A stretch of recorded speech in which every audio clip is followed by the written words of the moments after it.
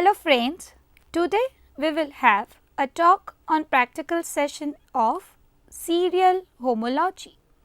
The aim of the practical is to study serial homology. Introduction.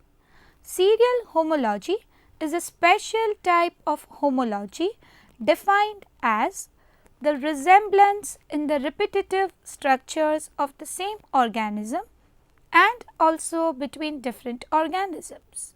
Serial homologies have been observed in vertebrates. All the arthropods have segmented body with an exoskeleton of chitin. The exoskeleton is constructed on some basic pattern in all the classes of phylum Arthropoda. In crustaceans, all the segments of body carry jointly paired appendages. All of them are constructed on a common structural plan consisting of basal two segmented portion, protopodite, that includes coxa and basis, which bears two lateral outgrowths, the exopodite and the endopodite. The appendages of various body segments perform different functions, and in correlation these appendages exhibit modifications of the basic structural plan. This phenomenon of similarity has been described as serial homology. Hereby we take up an example of serial homology in Pelemon appendages. Pelemon is also called as the common prawn and it has 19 pairs of appendages. Appendages are divided into three groups according to their position of attachment, such as cephalic appendages that contains 5 pairs, thoracic appendages that has 8 pairs and abdominal appendages having 6 pairs. Starting with cephalic appendages. The cephalic appendages are: number 1, antenule. It is sensory and tactile in function and contains inner and outer fillers, bases, coxa, precoxa and stylocerite. Precoxa contains statocyst and is large. The basis is longer than coxa and carries 2 long sensory fillers. Number 2, antenna. It is sensory, excretory and balancing in function and it consists of coxa and basis which bears an expanded leaf-like exopodite called as squama with a long narrow filler. Number 3, mandible. Mandibles are short and stout, lying one on each side of the mouth. It is masticatory in function and consists of coxa.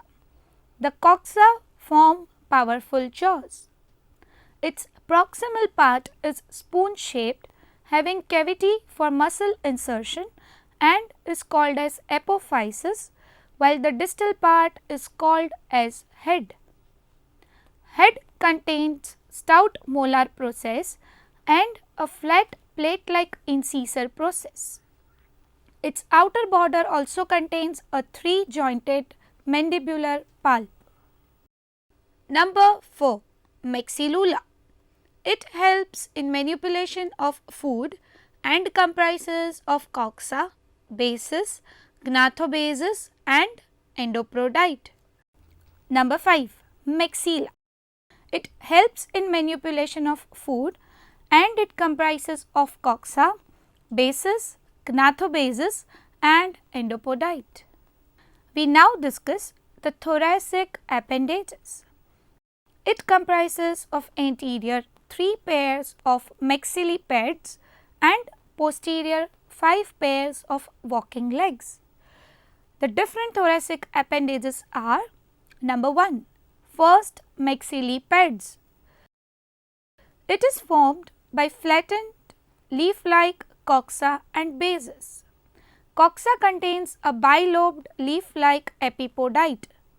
Endopodite is small and unsegmented. The exopodite is also unsegmented but is elongated with a basal plate-like expansion. Number 2. Second, maxillipeds. It comprises of coxa and bases. It is not so flattened.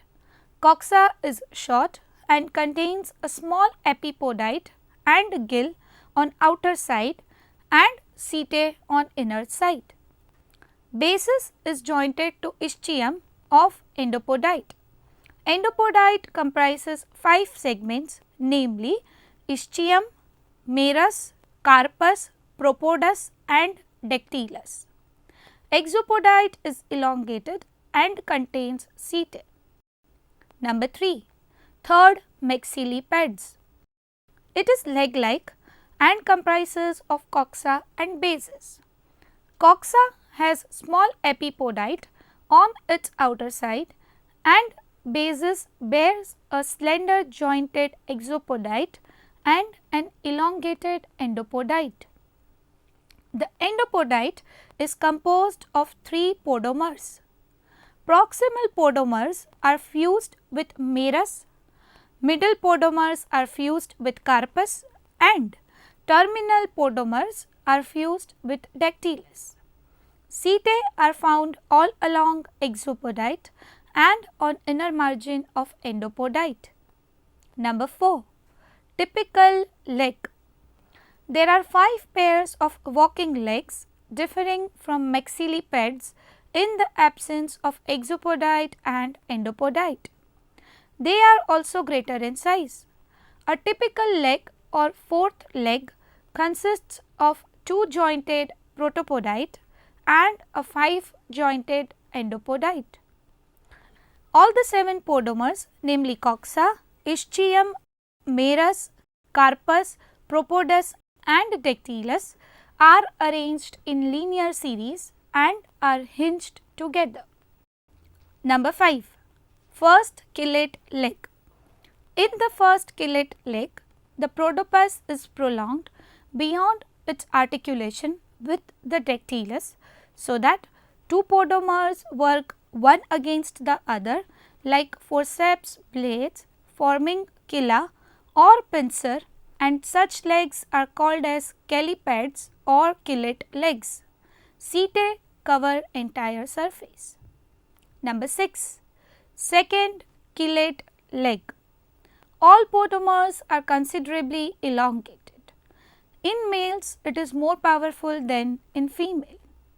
Third, fourth and fifth pairs of legs are non-ciliate and typical. In males, each fifth leg bears a male genital aperture on the arthrodial membrane between leg and thorax. In female, the genital aperture is found on the inner side of the coxa of third leg. Lastly, we detail the abdominal appendages. There are 6 pairs of abdominal appendages. Like first, second, third, fourth and fifth abdominal appendages or pleopods and uropod. These are typical biramous appendages with 2 branches, 1 pair each is an abdominal segment. They help in swimming and hence are called as swimmerets or pleopods. Now, we will discuss some of them. These abdominal appendages are: number 1. Typical abdominal appendages, which are also known as third appendages. The protopodite has a ring-like coxa and a cylindrical basis. The basis bears flattened leaf-like smaller endopodite and larger exopodite. From inner basal margin of endopodite, a small knob-headed rod-like structure arises called as appendix interna. In female, the appendix interna of opposite appendages articulate with each other, forming bridges to carry the eggs. The other surface of basis and margins of exopodite and endopodite contain several setae. Remaining appendages slightly differ from typical ones. Number 2. First abdominal appendage. appendix interna is absent and endopodite is reduced. Number 3. Second abdominal appendage. In males only, in addition to appendix interna, there is additional rod-like and setae bearing processes called as appendix masculi. It is found between appendix interna and endopodite. Number 4. Uropods. Sixth pair of appendages are called uropods. They lie one on either side of telson. In each uropod, coxa and bases are fused together to form a triangular sympod. Endopodite and exopodite are oar-like and bear setae. Exopodite is bigger than endopodite and incompletely divided in the middle by a transverse suture. Hereby, we summarize the talk. In this practical topic, we have discussed about serial homology, giving example of 19 pairs of appendages in Pelemon.